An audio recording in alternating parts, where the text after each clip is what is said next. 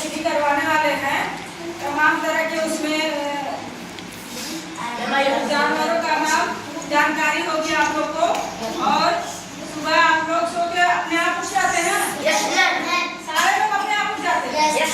जगाने की जरूरत नहीं पड़ती है, नींद खुल जाती है।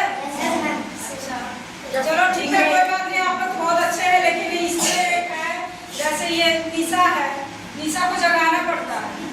तो वो एक दिन सोई थी, तो वो आकर के स्कूल में बताने लगी कि आज हमने सोया, मतलब हम सोए थे और मुझे जगाने की जरूरत पड़ी। तो हम कैसे उठे, मेरी नींद कैसे खुली, मेरी नींद कैसे खुली, तो वो बता रही है। ठीक है, तो उसे हम बाल गीत के माध्यम से आप लोग को अभी गतिविधि करवा रहे हैं।